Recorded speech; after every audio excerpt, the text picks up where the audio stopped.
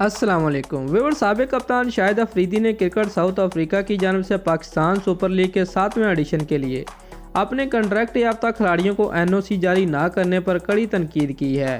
एक TV show के दौरान बात करते हुए लेजेंडरी ऑलराउंडर ने कहा कि साउथ अफ्रीका के डायरेक्टर क्रिकेटर ग्राहम स्मिथ ने पीएसएल के लिए एनओसी जारी करने से इनकार कर दिया है कि कॉन्ट्रैक्ट याफ्ता खिलाड़ियों को बोर्ड के इंटरनेशनल और डोमेस्टिक शेड्यूल का एहतराम करना चाहिए।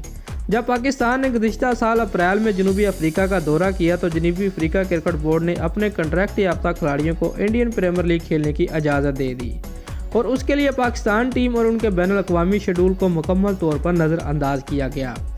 उनका मजीद कहना था कि board of control Indian cricket की दुनिया में इंतहाई ताकतवर बन गया है क्योंकि उसकी लीग में शिरकत करने वाले खिलाड़ियों को मुनाफा बख्श माली फ़वाइद हासिल होते हैं।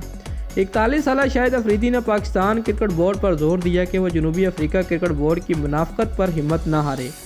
उन्होंने मजीद कहा कि पीएसएल का मेयार आईपीएल से बेहतर रहेगा, चाहे जनूबी अफ्रीका क्रिकेट बोर्ड के कॉन्ट्रैक्ट याफ्ता खिलाड़ी शिरकत करें या ना करें। पीएसएल 2022 का आगाज़ 27 जनवरी से नेशनल स्टेडियम कराची में होना है। टूर्नामेंट का फाइनल 27 फरवरी को कज़ाफ़ी स्टेडियम लाहौर में खेला जाएगा इंशाल्लाह। दोस्तों, अगर आपको हमारी ये वीडियो अच्छी लगी है तो लाइक और कमेंट ज़रूर करें और हमारे चैनल को सब्सक्राइब करना मत भूलिए। शुक्रिया।